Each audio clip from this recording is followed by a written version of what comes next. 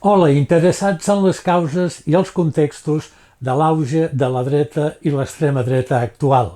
Per començar, anem a veure les definicions i la terminologia clau que utilitzarem en aquest context. Abans de res, és important aclarir de què parlem quan usem termes com dreta radical, extrema dreta, populisme o autoritarisme. Mirem de distingir i clarificar aquests conceptes que sovint s'utilitzen indistintament. Pel que fa a la dreta radical, també anomenada dreta radical populista, fa referència a partits i moviments que, tot acceptant formalment la democràcia electoral, en rebutgen els valors liberals fonamentals. Defensen una societat jeràrquica, autoritària i etnonacionalista amb poca tolerància per la diversitat cultural i una hostilitat oberta envers la immigració. Cas Mida, politòleg de referència en aquest camp, defineix la dreta radical populista per la combinació de nativisme, autoritarisme i populisme. El nativisme n'és el nucli, la idea que l'Estat ha de pertànyer als nadius, és a dir, la població autòctona, i que els elements forans, siguin persones immigrades o influències culturals estrangeres, amenacen la nació. L'autoritarisme, al seu torn, implica la priorització de l'ordre i la seguretat col·lectiva per sobre de les llibertats individuals, sovint amb inclinació per líders forts i mesures dures contra el delicte o la dissidència. El populisme aporta la divisió moral del món entre el poble i les elits, presentant el poble, sovint identificat amb la nació de soca-rel, com a portador de virtut i les elits com a corruptes. Pel que fa a l'extrema dreta, en un sentit estricte, s'aplica a forces que rebutgen obertament la democràcia liberal i podrien estar disposades a subvertir-les completament. Això inclou moviments neonazis, feixistes clàssics o grups violents antidemocràtics. En la classificació de Mida, l'extrema dreta es distingeix de la dreta radical populista perquè no accepten ni tan sols les regles del joc democràtic, mentre que la dreta radical populista hi juga però n'erosiona els fonaments, separació de poders, drets de les minories o pluralisme. Cal notar que en el debat públic aquests termes es fan servir de manera laxa. Ultradreta, extrema dreta, dreta radical, sovint es fan servir com a sinònims als mitjans, però acadèmicament la distinció és rellevant. La major part dels partits que avui triomfen a les urnes entren dins la categoria de dreta radical populista, més que no pas de grupuscles feixistes extraparlamentaris. Dit d'una altra manera, moltes d'aquestes formacions s'han integrat en la competició electoral i han normalitzat la seva presència com a part del sistema, tot i conservar un ideari contrari al pluralisme i la igualtat liberal. I pel que fa al populisme, sovint definit com una ideologia fina o un estil de fer política, no designa una ideologia concreta, sinó una forma de mobilització política mal·leable i que pot adoptar qualsevol sector ideològic. Consisteix a dividir la societat en dos grups monolítics i antagònics, el poble pur versus l'elit corrupta, i afirmar que la política ha de ser l'expressió de la voluntat general del poble. El populisme tendeix a rebutjar els matisos i els intermediaris institucionals. Presenta la democràcia com una relació directa entre un líder, que sí que representa el poble, i la massa de ciutadans corrents, retraient a les institucions, als mitjans o als partits tradicionals que són oligarquies o castes allunyades del poble. Aquesta retòrica és potent perquè apel·la a greuges reals, desigualtats, corrupció, però ho fa d'una manera simplificada i antagonista, situant qualsevol adversari polític en el bàndol de l'enemic del poble. En els moviments de dreta radical, el populisme s'alimenta també d'una visió nacionalista. El poble s'identifica sovint amb una comunitat nacional homogènia, ètnica o culturalment definida, i les elits es presenten no només com a corruptes, sinó com a alienes als valors d'aquesta nació. Per exemple, les elits globalistes, cosmopolites o vinculades a minories. I pel que fa a l'autoritarisme, més enllà del seu ús col·loquial, en ciència política el terme pot referir-se tant a règims no democràtics com a predisposicions psicològiques i valors dels individus. Quan aquí parlem d'autoritarisme, ens referim a aquesta segona accepció, una síndrome de valors caracteritzat per la preferència per l'ordre, la seguretat, l'obediència i la conformitat en detriment de la llibertat individual i del pluralisme. Norris i Ingelgard defineixen l'autoritarisme com la inclinació a posar la seguretat del grup i l'ordre col·lectiu per damunt dels drets individuals, cosa que es tradueix en 3 elements.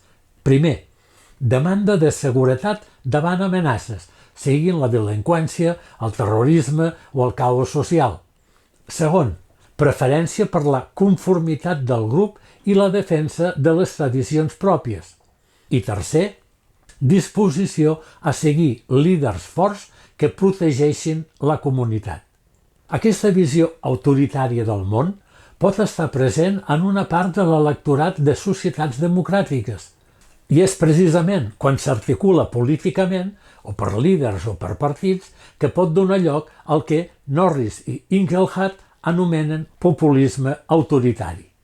El populisme autoritari seria, doncs, la combinació de la retòrica populista, nosaltres el poble, contra ells l'elit, amb la pulsió autoritària, l'exigència d'ordre i mà dura, combinació que resulta especialment perillosa per a la democràcia liberal segons aquests autors. En resum, avui dia l'auge que observem no és exactament el retorn del feixisme pur de mitjan segle XX, sinó més aviat la difusió transversal d'un estil i ideologia que combina nacionalisme excloent, valors autoritaris i populisme anti-elit. Això es manifesta en partits que juguen dins la democràcia però n'amenacen l'esperit, ja que un cop aconsegueixen poder proven d'erosionar contrapoders i drets, apel·lant sempre a la voluntat del poble vertader, per damunt de les normes. El politòleg holandès Cas Mudde va anomenar aquest fenomen el populist zeitgeist, l'esperit del temps populista. La idea que el populisme, sobretot de dretes, s'ha estès per tot el sistema polític, contaminant fins i tot el centre-dreta i el centre-esquerra tradicionals. Aquesta contaminació populista ha fet que fins i tot partits de centre han legitimat parts del discurs xenòfob eixamplant la finestra d'Overton cap a la dreta. Aquest concepte de finestra d'Overton és un concepte de comunicació política creat per Joseph Overton que fa referència a la finestra de possibles opinions que es poden expressar en l'espai públic sense que l'individu o partit polític que les expressa sigui directament desqualificat. En canviar allò que resulta acceptable per a una societat, es pot modificar la política sobre un assumpte. És un model que explica com idees polítiques considerades tabú en una època es tornen acceptables en una altra. Així, la dreta radical populista creix no tant perquè de sobte hi hagi més feixistes convençuts en la societat, sinó perquè les seves idees i discursos s'han normalitzat i han esdevingut una opció més, atractiva per a àmplies capes, en el menú polític actual. Anem a veure ara els diferents marcs teòrics que s'han utilitzat per explicar aquest auge. Un cop doncs clars els conceptes, cal preguntar-se per què des de fa unes dècades estem veient un auge global d'aquests moviments. Diversos estudiosos han proposat marcs teòrics complementaris. Aquí presentarem els principals que van des de factors culturals de fons fins a factors econòmics i institucionals, passant pel paper dels mitjans. Lluny de ser excloents, molts d'aquests enfocaments es poden integrar per donar una visió completa.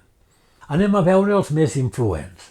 El primer de tots, l'anomenat reacció cultural, és la tesi del Cultural Backlash. Un dels marcs explicatius més destacats és el proposat per Pippa Norris i Norral Engelhardt en el seu llibre Cultural Backlash, Trump, Brexit and Authoritarian Populism, del 2019. Aquests autors argumenten que l'ascens de la dreta radical populista en les democràcies occidentals és, sobretot, el producte d'una guerra cultural de fons. La idea central és que, des de mitjan segle XX, les societats occidentals han viscut un profund canvi de valors en sentit liberal, més obertura en costums, feminisme, alliberament sexual, acceptació de minories, cosmopolitisme, etc., un procés que Engelhardt va anomenar la revolució silenciosa postmaterialista. Aquest canvi, sostingut per les generacions més joves socialitzades en èpoques de prosperitat i seguretat, no ha eliminat els valors tradicionals de les generacions més grans. En comptes d'això, ha generat una contrarreacció en aquells segments que perceben que estan perdent estatus i referents en la nova cultura. Norris i Engelhardt parlen explícitament de cultural backlash, és a dir, reacció cultural, per descriure com una part de la població, generalment de més edat, amb menys estudis i sovint masculina, viu amb ressentiment l'evolució cap a societats més diverses i més liberals. Aquests sectors se senten estranys a casa seva, en veure canviar normes de gènere, composició ètnica o valors que abans consideraven intocables. És una sensació d'amenaça identitària. Perceben que el món que consideraven normal, la família tradicional, la identitat nacional homogènia, els rols de gèneres clars, s'esvaeix i aquest neguit es tradueix políticament en suport a forces que prometen recuperar el país i frenar el canvi. Són eslògans com Take Back Control, recuperar el control del Brexit, o Make America Great Again, fes que Amèrica torni a ser gran, de Trump, o en clau catalana, el discurs de salvar Catalunya d'Aliança Catalana.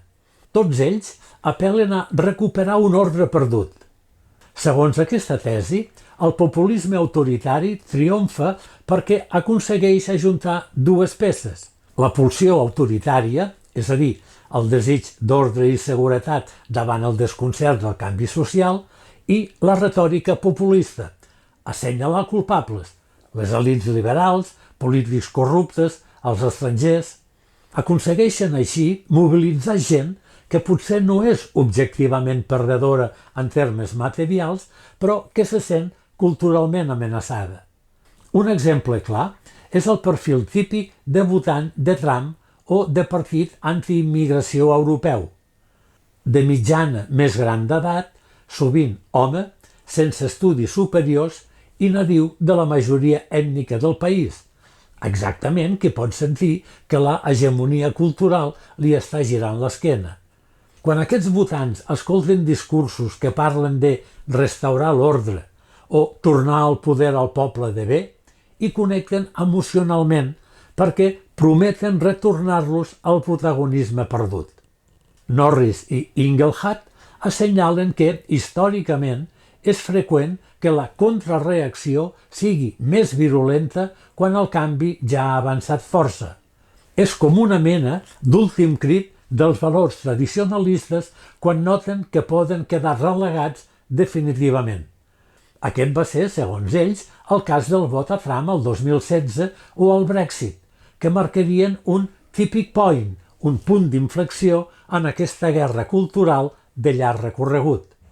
El cultural backlash per si sol no ho explica tot. Els mateixos autors admeten que hi ha factors econòmics en joc, però proporciona un eix estructural. El motor de fons seria un xoc de valors intergeneracional i identitari. Sobre aquesta base cultural, després calen altres elements. L'oferta política i un context mediàtic perquè el malestar es tradueixi en vot populista autoritari. De fet, Norris i Inglehart proposen un model integrat de 3 pilars per entendre l'auge. Primer, la demanda de certs valors a l'electorat, com la disponibilitat de públic receptor per al discurs autoritari. Segon, l'oferta institucional que permet que aquesta demanda trobi vehicle, és a dir, sistemes electorals, nous partits, líders carismàtics, etc. I tercer, la governança o acció un cop arriben al poder. Què fan aquests moviments un cop dins de les institucions? En el primer pilar, és a dir, la demanda, és on situen la fractura de valors esmentada. En el segon, l'oferta, remarquen la importància d'oportunitats polítiques com ara que hi hagi un partit emergent disposat a polititzar aquesta guerra cultural. Per exemple, UKIP capitalitzant el tema europeu i migratori al Regne Unit, obrint el camí del Brexit. I en el tercer, la governança, adverteixen que, un cop al poder, aquests líders tendeixen a erosionar normes democràtiques i a canviar l'agenda pública cap als seus temes: immigració, criminalitat, identitat nacional. Així, fins i tot, sense majories absolutes, poden condicionar molt la política, per exemple, imposant que es parli d'invasió migratòria o d'ideologia de gènere en el debat general. Abans de passar a altres explicacions, cal esmentar que el marc de cultural backlash també ha rebut crítiques. Alguns investigadors, entre ells Ron Johansson o Hodgson, han apuntat que Norris i Inglehart se centren molt en Europa i en Estats Units, i que la seva teoria costa d'aplicar a contextos com Brasil, Turquia o l'Índia, on l'ordre moral tradicional pot ser diferent. També se'ls critica infravalorar elements com el paper de la crisi econòmica, el declivi de partits de centre-esquerra o factors institucionals, per exemple, l'alta volatilitat del vot en sistemes multipartidistes. Finalment, la seva visió suposa implícitament que la història avança cap a societats més liberals, cosa que no és garantida, especialment si la població envellida vota majoritàriament en sentit contrari o si els joves, frustrats per la precarietat, no adopten tant els valors cosmopolites esperats. En definitiva, el cultural backlash és un pilar per entendre el fenomen, però s'ha de combinar amb altres peces per tenir el puzzle complet. Un segon model posa l'èmfasi en els factors econòmics, la globalització i la inseguretat material. Una altra gran família d'explicacions posa l'accent en l'economia, crisis financeres, globalització, desigualtats i precarietat que alimenten el malestar. La narració simplificada seria: la globalització neoliberal iniciada als anys 80-90 va crear perdedors, és a dir, treballadors industrials acomiadats per deslocalitzacions, zones senceres empobrides pel tancament de fàbriques, classes mitjanes estancades mentre una elit s'enriquia. I aquests sectors desafectats han canalitzat la seva frustració recolzant opcions de dreta radical que prometen protecció econòmica, és a dir, proteccionisme, benestar nacional només per a nadius i càstig a les elits responsables. A això cal sumar-hi la crisi financera del 2008, que va comportar rescats bancaris, retallades i augment de deute públic, fet que va incrementar la sensació d'injustícia i va fer caure la confiança en els partits tradicionals. De nou, la idea és que els deixats enrere econòmicament buscaven venjança contra unes elits que els havien fallat. Ara bé, la recerca ha matisat força aquest relat dels perdedors de la globalització. Diversos estudis estadístics han trobat que, a nivell individual, no sempre hi ha una correlació diàfana entre patir precarietat econòmica i votar a extrema dreta. Per exemple, no tots els votants de Vox, de Le Pen o de Trump són obrers empobrits. De fet, molts tenen situacions econòmiques còmodes, empresaris petits o jubilats amb bones pensions. Això indicaria que la por al canvi cultural pot pesar tant o més que la butxaca. Ara bé, quan un examina a nivell territorial, la cosa canvia. Nombroses anàlisis mostren que regions o localitats castigades per la desindustrialització o amb alt atur tendeixen a donar més suport a la dreta radical.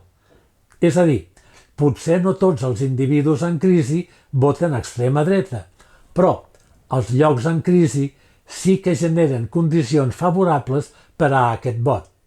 Per què passa això? Un treball molt influent en aquest àmbit és l'estudi de Hayes, Lim i Spoon del 2019 sobre el Path from Trade to Right-Wing Populism. Aquests autors intenten explicar una aparent paradoxa. Com pot ser que l'impacte de la globalització sembli clar en zones desfavorides, comportant més vot radical, però no tant a nivell individual? La seva resposta és que la globalització econòmica provoca efectes de tipus cultural. Dit d'una altra manera, els xocs econòmics es tradueixen en canvis d'actituds i narratives que després sí que impulsen el vot ultra. Concretament, Hayes i col·laboradors combinen dades d'importacions, per exemple, competència de productes xinesos barats, amb enquestes del European Social Survey i troben que les regions més exposades al comerç global tendeixen a veure créixer la xenofòbia i el rebuig a la immigració, i és això, més que no pas la simple queixa econòmica, el que porta el vot a la dreta radical. El procés seria el següent. Una comarca veu tancar les seves fàbriques, hi ha abandonament de jovent i degradació urbana.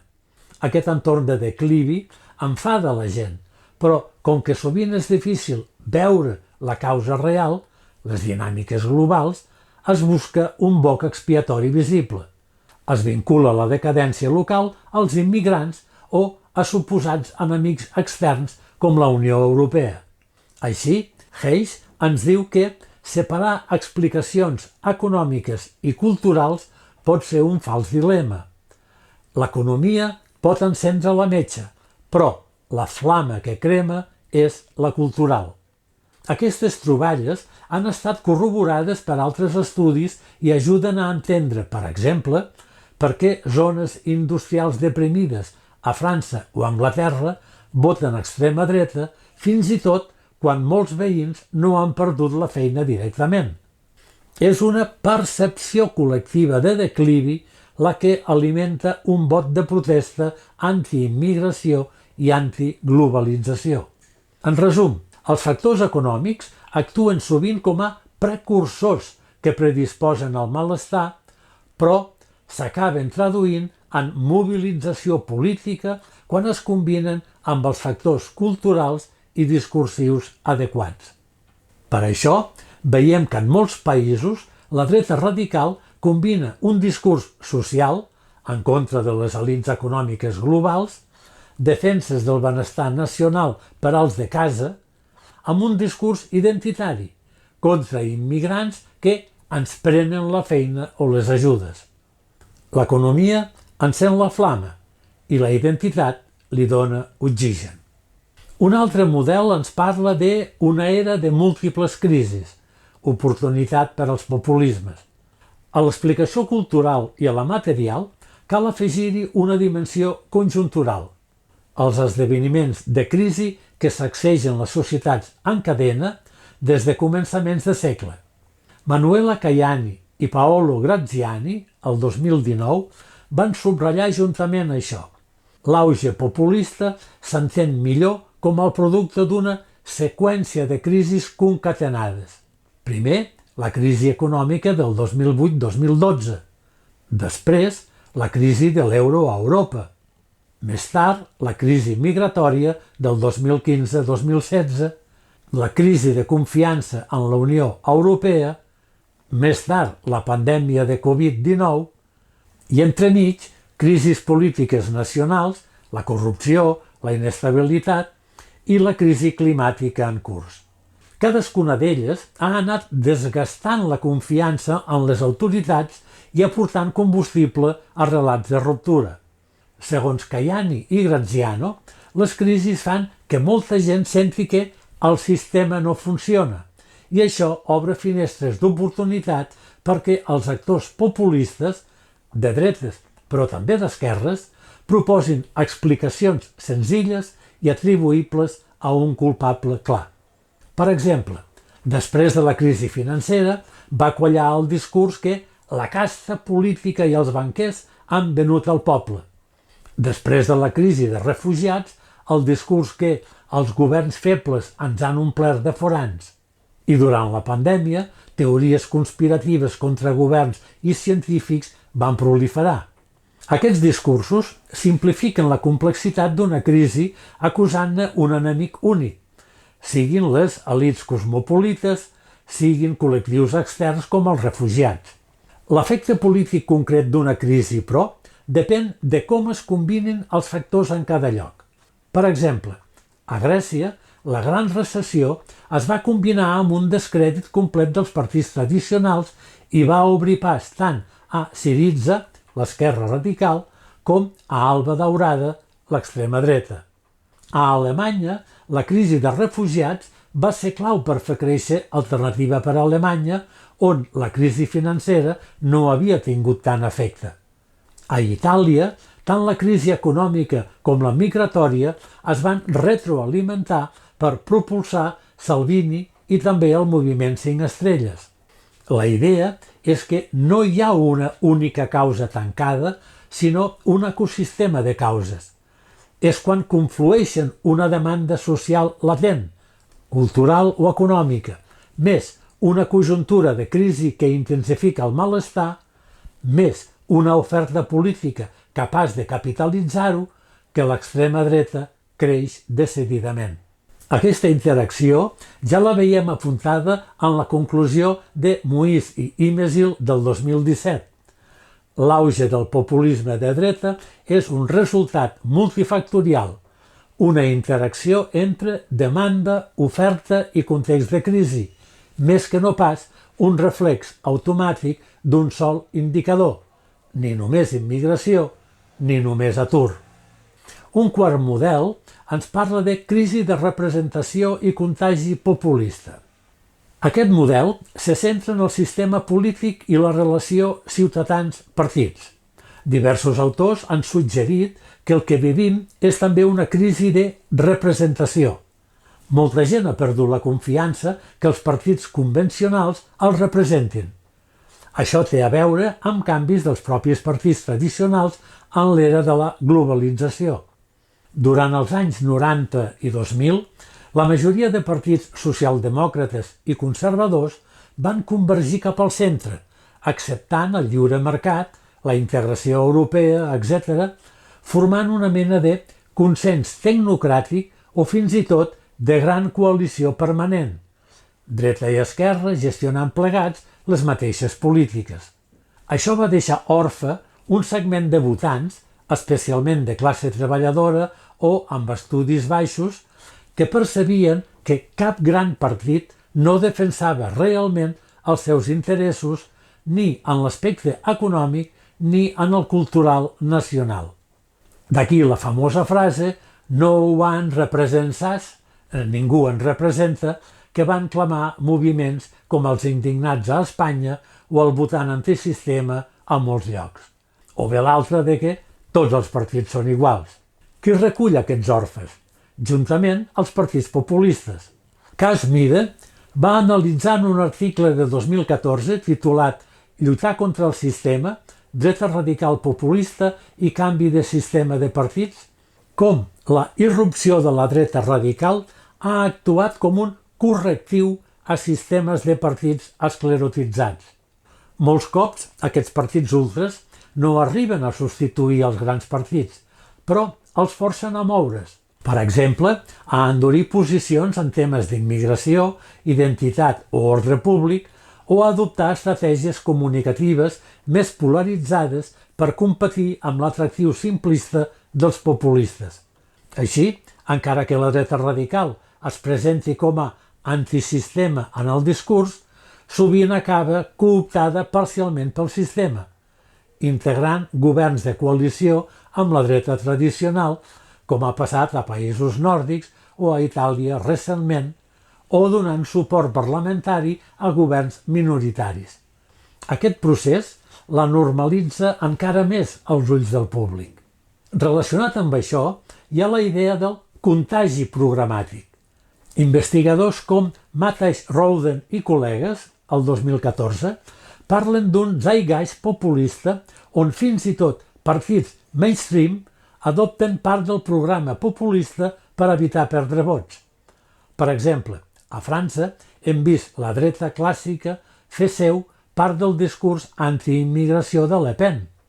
Al Regne Unit, conservadors abraçant l'euroscepticisme del UKIP. A Espanya, el PP incorporant eslògans de Vox sobre ocupacions il·legals o adoctrinament progre. Aquest contagi fa que el marc general de la política es desplaci cap als temes i al llenguatge de la dreta radical, ampliant, per tant, la finestra d'Overton. Meade ho va descriure com la normalitat patològica, allò que abans es veia com a patologia política, racisme, autoritarisme, es fa normal en el debat, i aquesta normalització és la que converteix la ultradreta en un actor permanent. Recapitulant aquesta secció teòrica, cap explicació única és suficient. El canvi cultural explica per què sectors sencers se senten desplaçats i predisposats al discurs autoritari. Els xocs econòmics i les desigualtats agreugen el ressentiment i poden canalitzar-se en xenofòbia quan hi ha els relats adequats. Les crisis polítiques, escàndols o corrupció o bloquejos institucionals deslegitimen els governs i fan que alternatives antisistema guanyin atractiu. I el propi joc dels partits ha creat espais buits que nous actors han omplert presentant-se com la veu autèntica del poble. Tots aquests factors interactuen. L'auge de la dreta i l'extrema dreta, per tant, s'entén com una tempesta perfecta de factors culturals, socioeconòmics i polítics. En paraules de Jasper Muis i Tim Imesil, és el resultat d'una interacció entre greuges i predisposicions, seria la demanda, oportunitats institucionals i mediàtiques, seria l'oferta externa, i capacitat organitzativa i estratègica seria l'oferta interna. Aquestes condicions de fons, a més, es veuen amplificades per un element transversal clau en el món contemporani, la revolució digital, de la qual en parlarem més endavant. Ara ens hem de centrar, en tercer lloc, en la ideologia i el discurs de la dreta i l'extrema dreta contemporània. Per tant, abans d'analitzar el paper dels mitjans digitals i els casos regionals, val la pena detallar quin és el contingut ideològic i retòric típic de la nova dreta radical i de l'extrema dreta. Això ens ajudarà a reconèixer patrons comuns a nivell global i a entendre per què connecten amb certes emocions de l'electorat. Els elements centrals els podem resumir en nacionalisme nativista i xenòfob. La dreta radical actual és furiosament nacionalista, però un nacionalisme de tipus exclusiu. És a dir, defineix la nació en termes ètnics o culturals estrets, és a dir, nosaltres, i identifica uns altres que suposadament amenacen la puresa o la homogeneïtat nacional. I això es tradueix en polítiques antiimmigració extremes, tancament de fronteres, deportacions, prioritat nacional en ajudes i serveis, muralles Hi ha retòriques com ara la del gran reemplaçament, la teoria conspirativa que afirma que hi ha un pla internacional per substituir la població autòctona per immigrants. Un exemple: Sílvia Orriols, d'Aliança Catalana, va arribar a dir en un míting que l'estat espanyol vol aniquilar la raça catalana amb immigrants conflictius.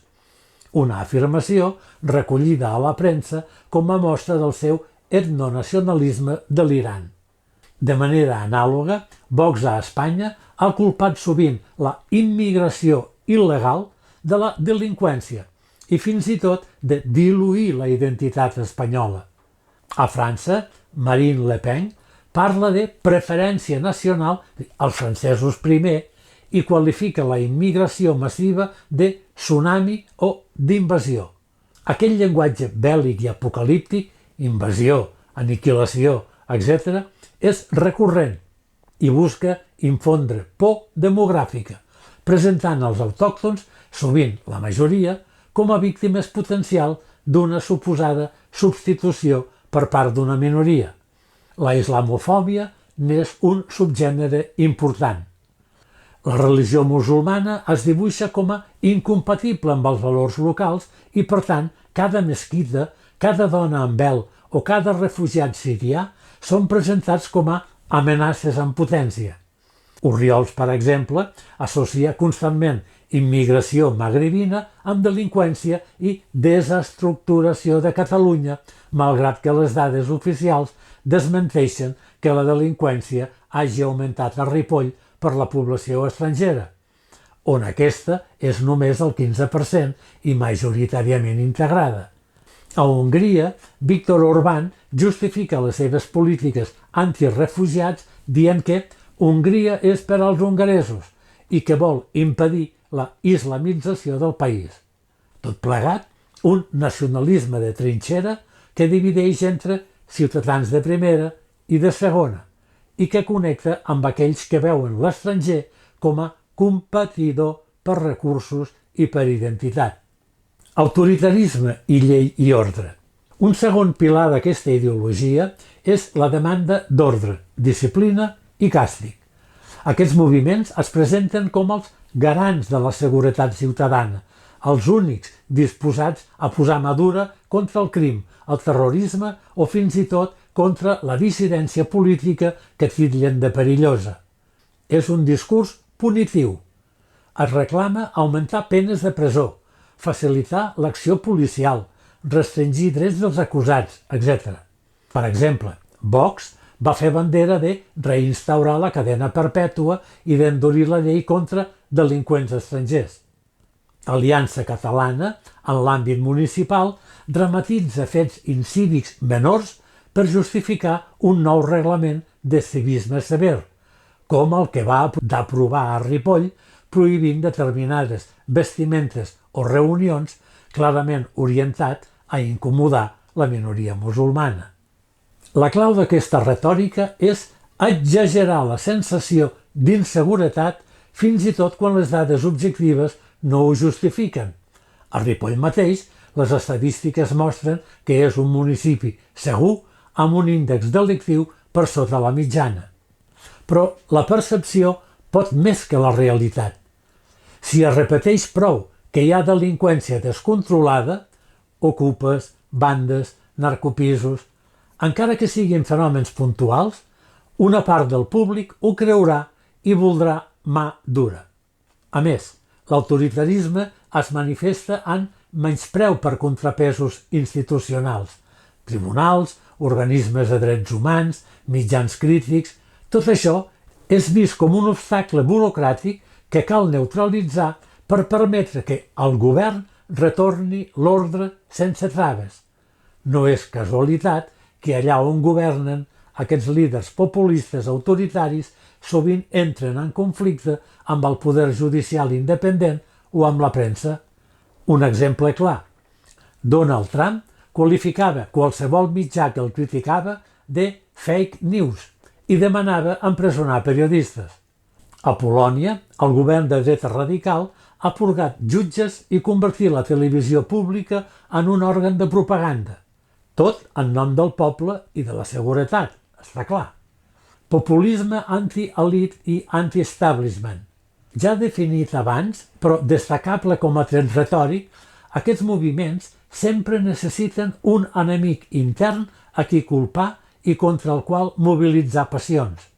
Dins de cada país, més enllà dels immigrants, apunten als governants tradicionals i a les elits globalistes, sigui Brussel·les, George Soros, l'ONU, etc., acusant-los de trair el poble.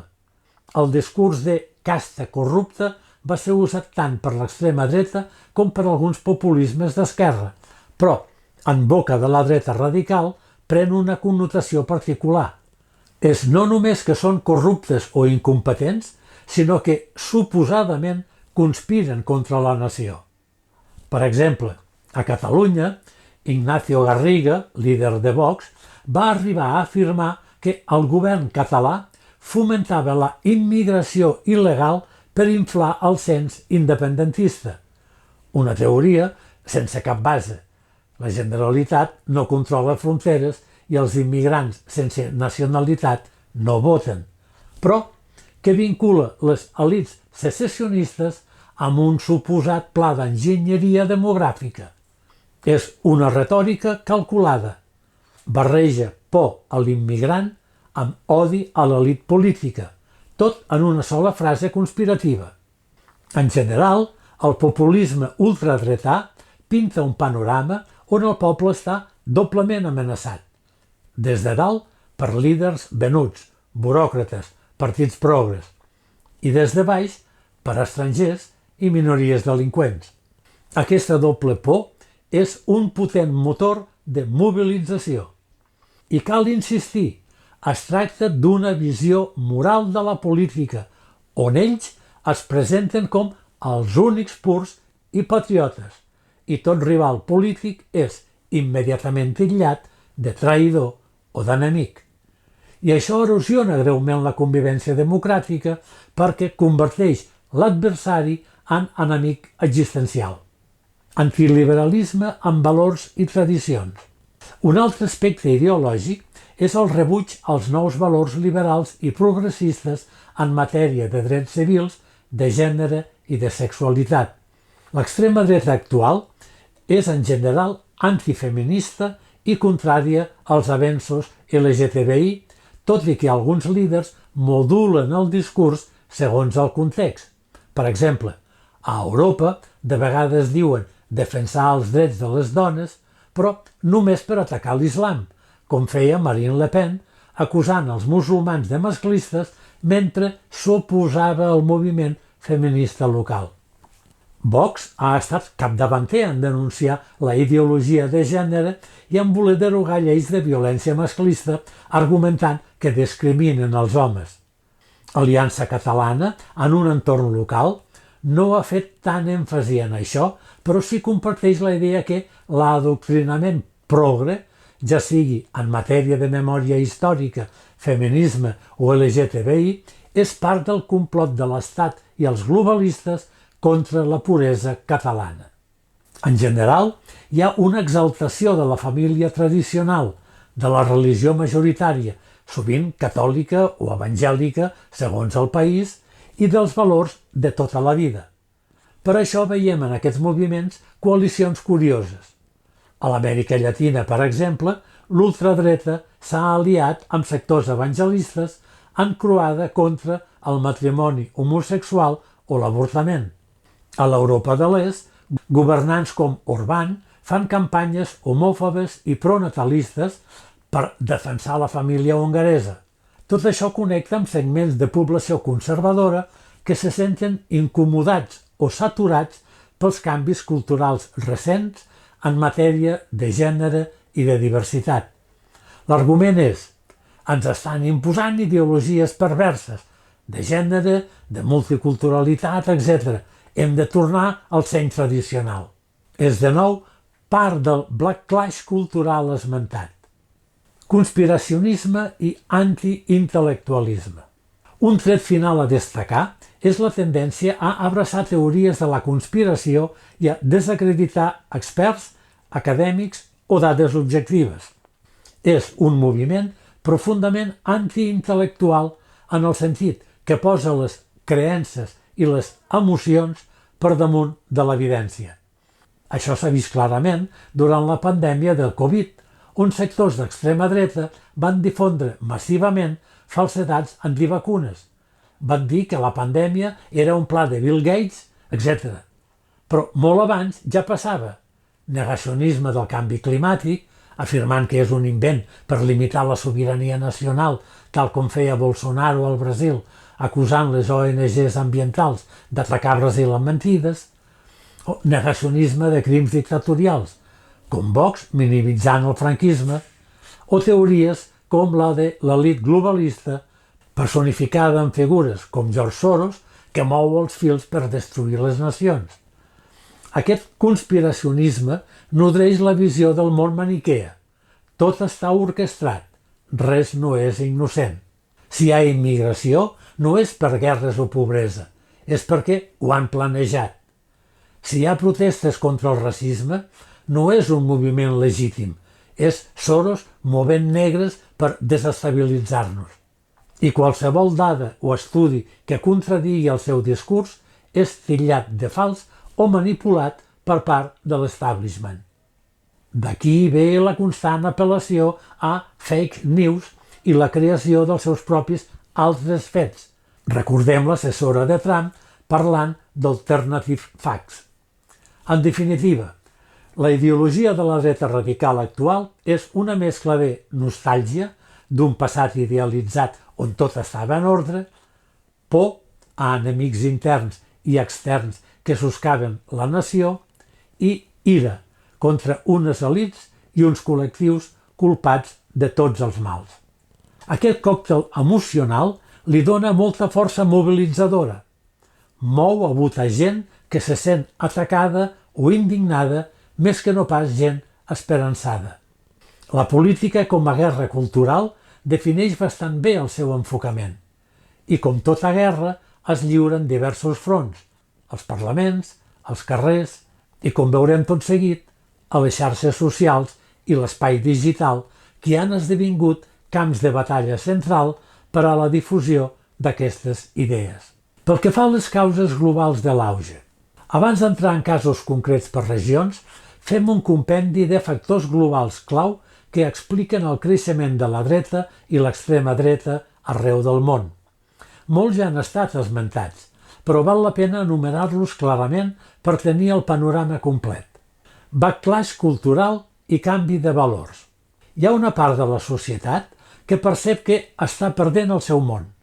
Les conquestes en drets civils i culturals de les últimes dècades, feminisme, drets LGTBI, multiculturalisme, laïcitat, etc., que per a uns sectors són avanços, per a altres han suposat un trencament dels referents que tenien. Aquestes persones viuen els nous temps amb desorientació i ressentiment i troben en la dreta radical una plataforma per expressar la seva oposició a la degeneració dels valors tradicionals. És una reacció defensiva. Volen restaurar una societat amb rols de gènere clars, una única identitat nacional dominant, religió més present i ordre moral. Aquests valors autoritaris i tradicionalistes que sempre han existit es fan ara valdre políticament amb més intensitat, perquè qui els sosté se sent amenaçat de quedar marginat en la nova hegemonia liberal cosmopolita. El populisme autoritari és l'instrument per a aquest sector, així com l'esquerra multicultural ho va ser per al sector contrari. És un xoc de valors. Desigualtats econòmiques i por a la inseguretat material. La globalització neoliberal ha deixat un rastre de perdedors socioeconòmics en moltes regions. Antics centres industrials decadents, àrees rurals empobrides, joves que només troben feines precàries, classes mitjanes que veuen estancar els seus ingressos. Encara que aquests factors per si sols no expliquin automàticament el vot, ja hem vist que és complex, sí que generen un malestar difús i una cerca de responsables. La dreta radical ha sabut vincular aquest malestar amb els seus relats culturals. Diu als perjudicats qui té la culpa: els polítics corruptes, els immigrants que et prenen la feina, la Xina, Brussel·les, i promet protecció.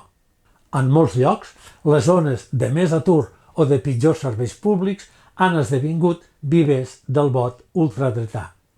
La por a perdre l'estatus econòmic o a baixar d'esgraó, el que en anglès anomenen downward mobility, és també clau.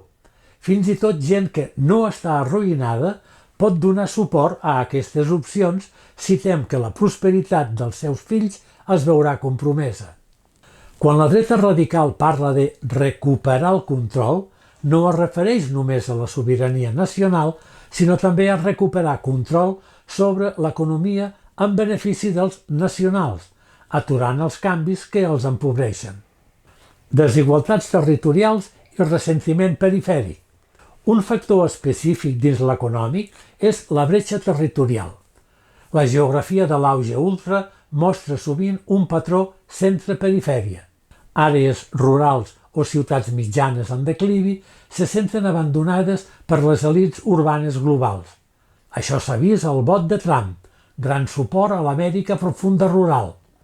El vot Brexit, moltes zones postindustrials d'Anglaterra contra Londres. O a França, el Front Nacional fort al perifèric nord i est deprimit contra un París ric. Aquest component territorial alimenta un discurs contra els de la capital i contra polítiques que perceben fetes a mida dels grans centres cosmopolites i no de la gent real de províncies. Fins i tot dins Catalunya ho veiem. Aliança Catalana s'ha alimentat del discurs que Barcelona ens ignora, Ripoll està oblidat, jugant a ser la veu de la Catalunya interior desatesa. Aquest ressentiment territorial és pólvora i la dreta radical hi actua de metge, assegurant que portarà veu i recursos a aquests llocs oblidats. Sovint és una ironia, perquè un cop al poder també els instrumentalitza més que no els soluciona problemes. Crisi de representació i de confiança institucional. Com s'ha apuntat, una part de l'atractiu de la ultradreta és que es presenta com diferent de tots, outsider. La gent, farta de governs tradicionals, de corrupció de polítics i del que perceben com a promeses incomplertes, prova de votar una cosa nova. Abans canalitzaven això formacions com Podemos o moviments 15M de tall progressista. Ara, en molts contextos, ho fa la dreta radical. Ells es venen com la veritable oposició al sistema. Per exemple, Orriols s'autonomena la verdadera cap de l'oposició a Catalunya, tot i tenir només 2 escons, insinuant que la resta de partits estan aliats entre ells i només ella planta cara. És retòrica pura, però efectiva per a qui ja desconfia de tots els altres. Aquest factor connecta amb el populisme que explicàvem. Quan més desacreditats estiguin els partits tradicionals, per escàndols, per girs ideològics incoherents, per crisis, per pactes, més gent voldrà fer neteja votant algú de fora. L'erosió de confiança també afecta mitjans i experts. Com menys creu la gent als experts, científics bàsicament o periodistes, més lliure se sent de creure's els discursos emocionals sense contrastar-los.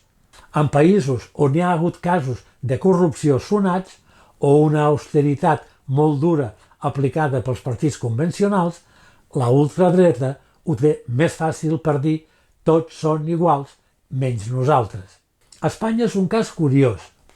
La crisi de confiança del bipartidisme, el 2011 al 2016, inicialment va beneficiar opcions d'esquerra i de centre, Podemos i Ciutadans, però un cop aquests van decaure, el nínxol anti-establishment l'ha heretat Vox. Successió de crisis globals i sentiment de caos permanent. Vivim en un segle XXI convuls. Els darrers 15 anys ens han portat un cataclisme darrere l'altre, financer, migratori, sanitari, geopolític amb guerres, climàtic amb fenòmens extrems. Molta gent té la percepció d'una inestabilitat constant. Aquest ambient és propici per a opcions que prometen seguretats fàcils enmig del caos. Murs que frenen refugiats, sobirania nacional per no dependre de Xina o d'Europa, retorn a la tradició per posar ordre moral, etc. És a dir, com més espantada se sent una societat, més temptador és el discurs de tancar-se i posar mà dura. Un efecte addicional d'aquestes crisis concadenades és la saturació informativa. Cada crisi genera una allau d'informació i de desinformació i en la confusió la gent s'afanya a cercar culpables simples. Durant la pandèmia ho vam veure. L'extrema dreta assenyalava des de Xina fins a Bill Gates o directament als governs, deien utilitzen el virus per controlar-nos. A la guerra d'Ucraïna, propagandes ultres han difós des de teories pro-Putin fins a culpar la Unió Europea de l'escassetat energètica. El clima conspiratiu i de dubte permanent generat per crisi rere crisi ha minat la confiança en fonts oficials i ha fet que algunes persones acabin creient només veus extremes que els diuen allò que volen sentir. Per exemple, la Covid és una farsa, o les esteles dels avions ens estan ruixant amb productes químics. En resum, globalment la dreta i ultradreta creixen perquè cavalquen aquestes onades de canvi cultural dolorós, malestar econòmic i caos social, oferint respostes senzilles a problemes complexos. Respostes sovint equivocades o perilloses, però seductores. Hi ha un darrer factor transversal que ha potenciat enormement la difusió d'aquestes respostes, la nova ecologia mediàtica digital que anem a analitzar tot seguit. El paper dels mitjans digitals, xarxes socials i propaganda computacional. Ens endinsem ara en un aspecte crucial, com Internet, les xarxes socials i les tecnologies digitals han contribuït a l'auge de la dreta radical i de l'extrema dreta. Cal dir de bon començament que cap fenomen polític no s'explica només per internet. Ja hem vist tot el seguit de causes profundes, però la dimensió digital amplifica i accelera molts dels processos descrits. De fet, alguns investigadors parlen d'un nou ecosistema de propaganda computacional i d'opinió pública algorítmica, que està canviant la manera com es forma la nostra opinió i com circulen les idees polítiques. Aquesta nova ecologia digital té unes característiques que semblen fetes a mida per al discurs populista de dreta. Vegem-les per parts. En primer lloc, algoritmes i cambres d'eco, l'opinió pública algorítmica. A l'era de les xarxes socials, gran part de la informació política que rep la gent no ve filtrada per periodistes humans com abans, sinó per algoritmes de plataformes. Els murs de Facebook, el feed de Twitter, ara X, o els vídeos recomanats de YouTube o TikTok. Aquests algoritmes no són neutrals. Estan dissenyats per maximitzar l'engagement, és a dir, que l'usuari passi més temps i interactuï més. I s'ha comprovat que per aconseguir això tendeixen a potenciar els continguts més emocionals, polaritzadors i sorprenents. Així, allò que es fa viral i que molts veuen no necessàriament és el més verídic o rellevant, sinó sovint el més estrident. Aquest funcionament beneficia clarament el repertori comunicatiu populista. Missatges senzills, sovint falsos o exagerats, que apel·len a la ira, la por o la indignació, tenen molt de recorregut online. Un estudi teòric de Gandini, Killing i Revilio, del 2025, conceptualitza això com l'opinió pública algorítmica. Ens diu que la voluntat popular avui està en part coconstruïda pels algoritmes. El que molta gent percep com a majoritari o com a popular, per exemple, veure centenars de posts contra immigrants, pot ser en realitat un artefacte de les recomanacions algorítmiques i de quines veus amplifiquen. Si un contingut rep molts likes i shares, els sistemes interpreten que és rellevant i el mostren a més gent, creant un efecte bola de neu. Això pot donar una falsa impressió de consens. Un usuari immers en cercles de dreta radical a Facebook o Telegram pot arribar a creure que tothom pensa com jo, som la majoria silenciosa, perquè l'algoritme li regurgita constantment contingut afí al seu prejudici i li oculta veus discrepants. És la famosa cambra d'eco. Així es reforcen idees extremes, envoltant-se de milers de missatges concordants per importància que en el conjunt de la societat potser siguin minoritaris. A més, les xarxes permeten una microsegmentació dels missatges. Gràcies a les dades massives es pot fer arribar propaganda molt específica a grups concrets, per edat, per zona, per interessos. Això ho ha fet servir la dreta radical amb astúcia. Per exemple, a Facebook, el partit de Le Pen difonia uns missatges més moderats en general, però dirigia anuncis molt durs antiimmigració a usuaris de zones amb tensió ètnica. O al cas d'Espanya, Vox modulava el seu discurs de Catalunya segons si s'adreçava a públic de Lleida rural, on posava més l'accent en l'agricultura i la immigració, o a jubilats de Madrid, on parlava més d'unitat d'Espanya i de pensions. La publicitat a xarxes permet aquest joc. Tot plegat configura una opinió pública fragmentada, on cada tribu informativa viu el seu relat com si fos la realitat absoluta. En resum, els algoritmes i l'estructura de xarxes com Facebook, Twitter i YouTube han creat un terreny adobat perquè narratives polaritzadores com les de l'extrema dreta es difonguin molt més lluny i més de pressa que abans.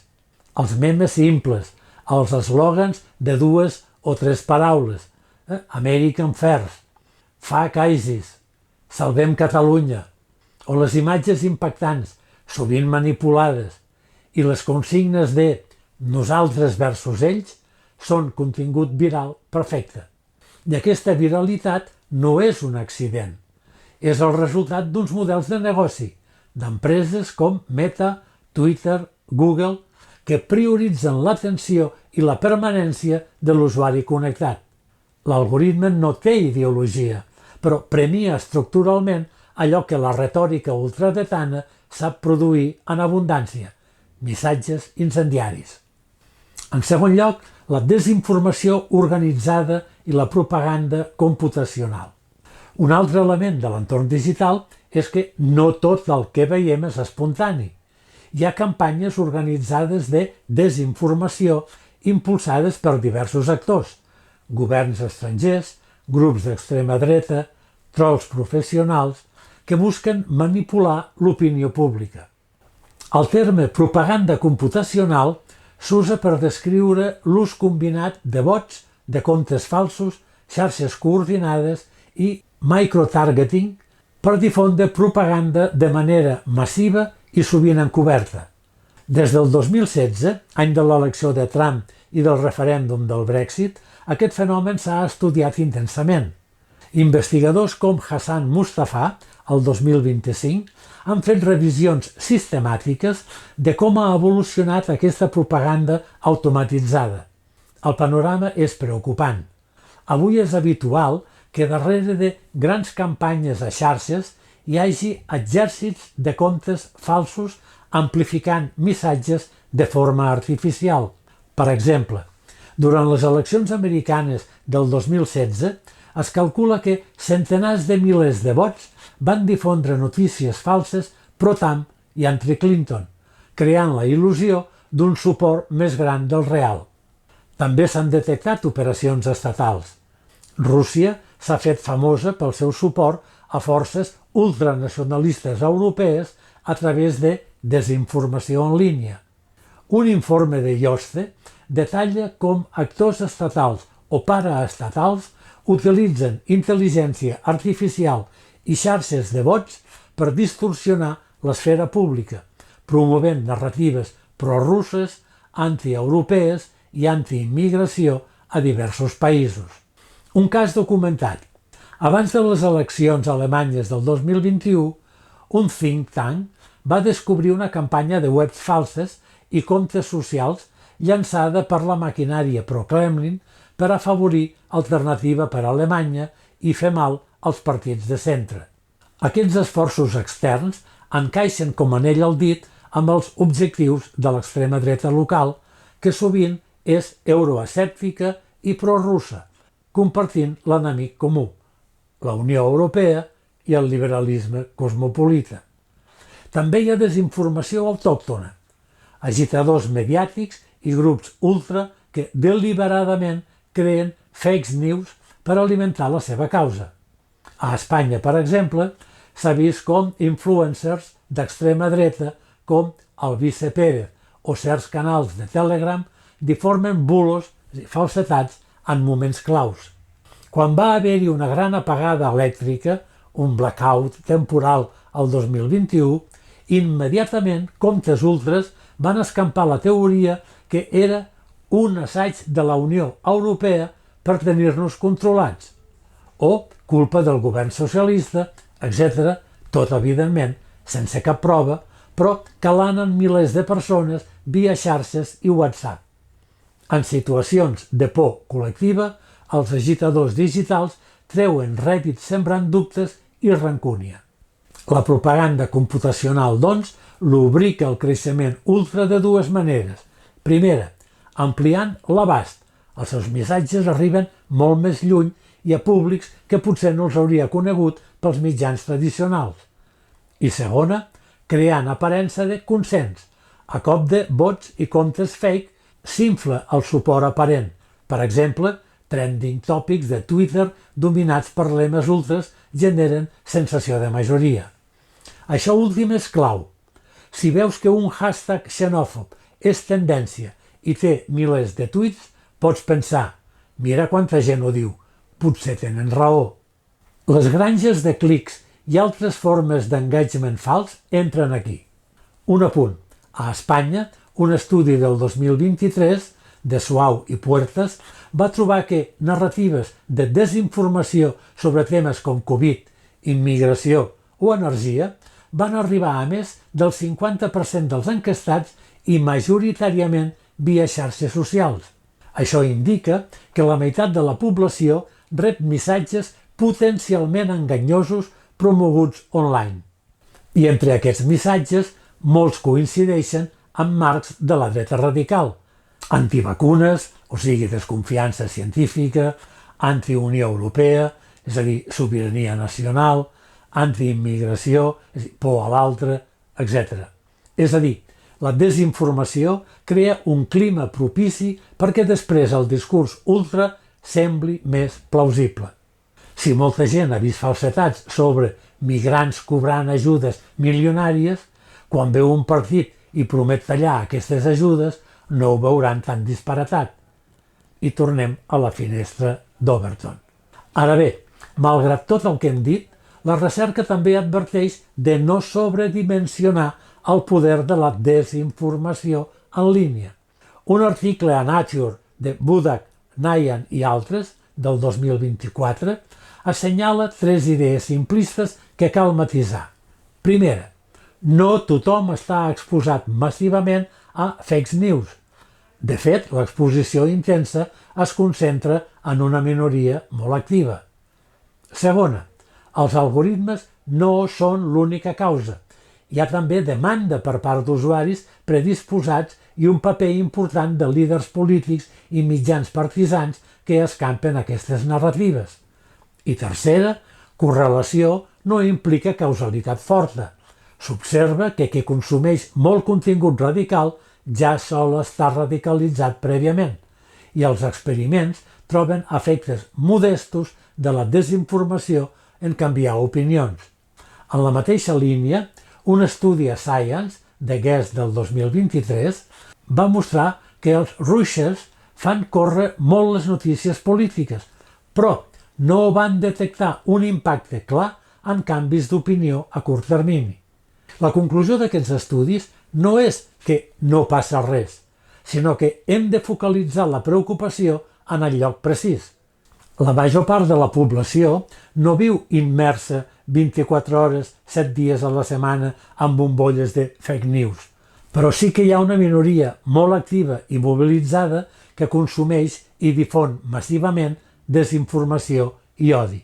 I aquesta minoria, per exemple, conspiracionistes, grups neonazis en fòrums, etc., pot marcar el to i infectar la resta si no es controla. I no s'ha d'oblidar la responsabilitat de determinats polítics i mitjans. Sovint és algun líder qui agafa una teoria conspirativa marginal i li dona altaveu mainstream. Pensem en Trump impulsant la mentida del frau electoral massiu el 2020, cosa que acabà motivant l'assalt al Capitoli. Així doncs, les polítiques públiques haurien de centrar-se a gestionar aquests extrems digitals i a fer responsables els qui deliberadament exploten la desinformació amb fins polítics. Però això és un repte enorme i, mentrestant, els moviments d'extrema dreta segueixen traient profit de l'ecosistema actual. En tercer lloc, els influencers polítics, engagement fals i granges de clics. Un fenomen relativament nou en la difusió del discurs ultra és l'aparició dels influencers polítics, persones amb gran seguiment a xarxes, YouTube, Instagram, TikTok, Twitter, que, sense ser polítics tradicionals, fan activisme i propaganda a les xarxes i arriben a públic jove. Sovint barregen contingut personal amb missatges ideològics, construint una relació de proximitat amb seguidors que confien en ells. Investigadors recents, com Reed, Lokito, Woolley, expliquen que aquests influencers actuen com a ponts entre partits i audiències. Difonen missatges de partits, però adaptant-los al llenguatge d'internet amb memes, humor i estil informal que atreu gent que potser no segueix polítics oficials. Un exemple a Espanya seria un youtuber com Roma Gallardo o un tío blanco hetero que han difós narratives contra el feminisme mainstream o contra la immigració amb centenars de milers de visualitzacions, influenciant l'opinió d'un sector juvenil que potser no mira debats parlamentaris, però sí vídeos de streamers. Aquests influencers polítics sovint encoratgen una participació anomenada platform, és a dir, mobilitzen seguidors perquè actuïn dins la plataforma, per exemple, fent ràtio, és a dir, respondre massivament a un tuit d'algú per desacreditar-lo, o llançar una tempesta de respostes coordinades a cert hashtag, o bé omplir comentaris d'un diari digital amb opinions ultradretanes. Tot això dona la impressió d'una presència social encara més gran de la ideologia i pot acovardir veus contràries. Un usuari moderat potser s'absté d'opinar en veure la virulència de les respostes ultra. En cert sentit, aquests influencers han suplit el que abans feien certes organitzacions. Ells mateixos són mitjans de comunicació individuals que marquen tendències. I les plataformes se n'aprofiten perquè generen engagement, sovint a base de polèmiques que és monetitzable. Paral·lelament, hi ha un mercat negre d'engagement, compra de likes, followers falsos, etc. Un estudi de Kwon i altres del 2024 va investigar els comentaris en notícies online i va trobar molta falsa amplificació i falsa disminució, comptes coordinats que saturaven els comentaris amb certa opinió per fer veure que la majoria pensen allò, i a la inversa, tàctiques per fer desaparèixer comentaris contraris, reportar-los massivament per censurar-los, per exemple. Linkis i Uldrivit, el 2024, van descriure com funciona aquest mercat. Es poden comprar likes, seguidors i comentaris, i tot i que les plataformes diuen combatre-ho, sovint és amb opacitat i amb resultats limitats. Això contribueix a deformar la percepció d'autenticitat en el debat. Un polític pot semblar molt recolzat a xarxes si té milers de perfils falsos recolzant-lo. Les famoses granges de clics són un component d'aquest entramat. Una granja de clics és, bàsicament, un grup organitzat de persones, sovint en països amb mà d'obra barata, o un conjunt de bots dedicats a generar interaccions falses en massa. Poden fer milers de likes, seguir comptes, reproduir vídeos en bucle per inflar-ne les visualitzacions, etc. Les investigacions periodístiques han revelat casos de granges de clics utilitzades per inflar la popularitat de certs líders autoritaris. Per exemple, a Filipines es calcula que una porció significativa de la conversa online durant la campanya de Duterte, president populista, va ser generada per comptes falsos pagats per promoure-ho. El diari The Guardian va destapar també xarxes de fake likes que beneficien polítics d'ultradreta al Regne Unit i als Estats Units. Quin impacte té això? En primer lloc, amplificació artificial de contingut. Un post xenòfob, que d'entrada tindria pocs m'agrada, pot entrar a tendències i ser recomanat a molts més usuaris si una granja li genera 10.000 likes en poc temps. L'algoritme pensarà, això és popular, per tant, ho promociono. En segon lloc, efecte de majoria social. Veure milers de perfils, encara que siguin ficticis, repetint el mateix missatge, per exemple, els immigrants són criminals, pot fer que l'usuari neutral pensi que realment hi ha un amplíssim corrent d'opinió així i potser s'hi afegeixi per pressió social. Dit planerament, les granges de clics fabriquen una il·lusió de consens. I això en política és poderós, perquè molta gent tendeix a alinear-se amb el que percep com a opinió majoritària, fenomen d'espiral del silenci i similars. A nivell domèstic, no tenim evidència pública que Vox o Aliança Catalana comptin amb granges de clic pròpies. Això solen ser operacions de més alt nivell o empreses especialitzades, però sí que gaudeixen dels efectes indirectes del fals engagement. Reben suport de comptes extremistes internacionals, bots pro-Trump o pro-bolsonaristes que també promouen Vox, per exemple, i d'influencers que ells no controlen directament. A més, l'ecosistema militant de la ultradreta fa de pseudogranja voluntària. Simpatitzants molt activistes que es coordinen per fer tendència als hashtags de Vox o per rebentar enquestes online a favor seu. És gairebé orgànic, però té un efecte semblant als robots, perquè actuen en tropes digitals. Sense anar més lluny, el 60% dels votants de Vox i d'Aliança Catalana passen més d'una hora al dia a xarxes, essent els electors més connectats segons el CEO.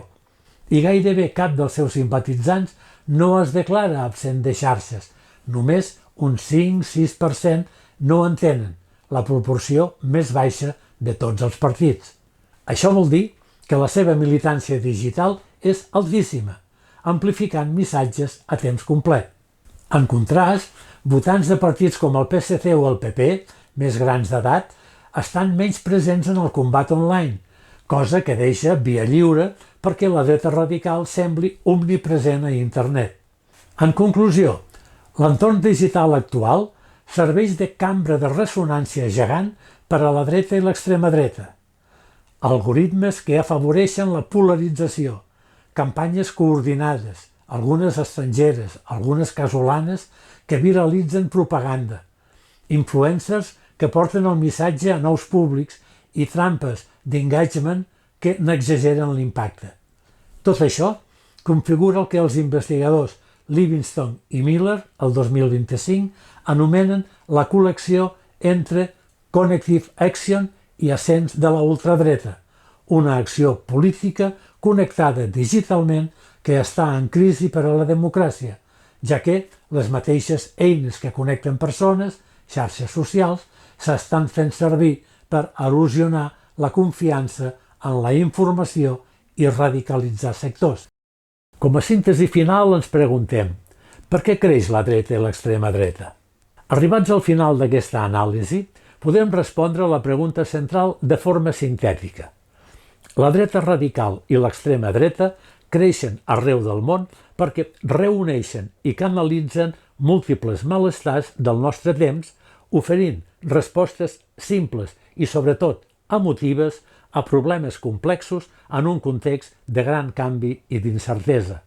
En un pla estructural hi ha un xoc de valors. Segments tradicionalistes reaccionen contra la modernitat liberal, recuperant idees nacionalistes, autoritàries i excloents per sentir-se segurs i a casa de nou. Alhora, hi ha un malestar econòmic i territorial.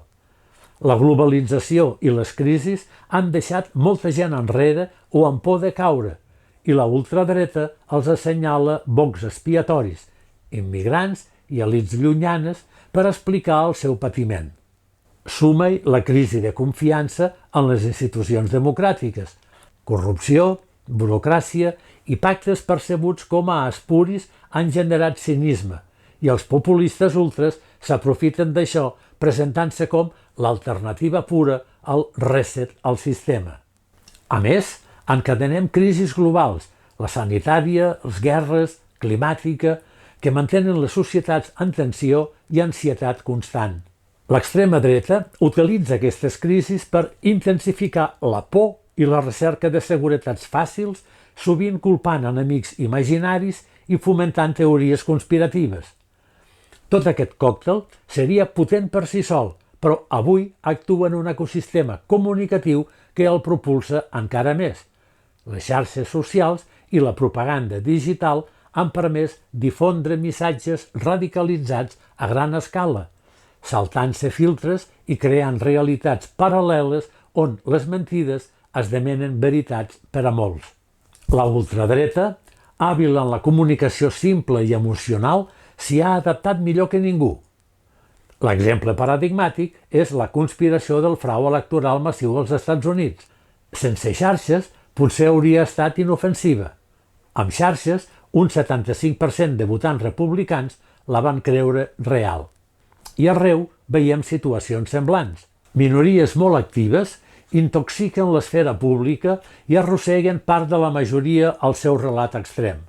En conclusió, la dreta i l'extrema dreta creixen perquè saben narrar el malestar d'una part significativa de la població en termes de xoc entre nosaltres i ells. Quan els ells poden ser definits de forma convincent, ja siguin els emigrants, les elits cosmopolites, els corruptes, els altres territoris, i quan els nosaltres se senten prou amenaçats o indignats, llavors es crea un terreny fèrtil perquè aquests moviments arrelin i avancin. S'hi afegeix un context mediàtic i tecnològic que amplifica el conflicte i sovint l'esperona, i la cirereta, la incapacitat o lentitud dels actors tradicionals per donar respostes a problemes reals, desigualtat, precarietat, crisi d'identitat, tema d'habitatge, sense caure en la xenofòbia o l'autoritarisme. Per revertir aquesta tendència, les receptes apunten a l'invers del que alimenta la ultradreta. Reduir la percepció d'amenaça identitària i material amb polítiques d'inclusió i segurances, treball, habitatge, integració cultural i reforçar els mecanismes democràtics i la confiança, educació crítica, mitjans independents, transparència política, per tal que la gent no es llenci als braços de solucions màgiques autoritàries. Al capdavall, la ultradreta creix sobre problemes reals o percepcions reals als quals cal donar solució. Si les democràcies liberals aconsegueixen atendre millor els seus ciutadans, materialment i simbòlicament, i regenerar-se, l'encant trencador dels populismes ultres s'afeblirà. Entendre bé les causes és el primer pas, i aquí hem vist que són múltiples, interconnectades i en evolució. La història ens demostra que aquests fenòmens no apareixen de cop, sinó que coven durant temps. Avui som testimonis d'una onada global de dreta radical i saber-ne les causes profundes és indispensable per poder-hi fer front amb intel·ligència i amb fermesa. En un món sacsejat pels canvis, el repte és que la democràcia i la tolerància també es defensin globalment amb convicció. Només així es podrà revertir la marea i evitar que les ombres del passat s'estenguin massa sobre el futur.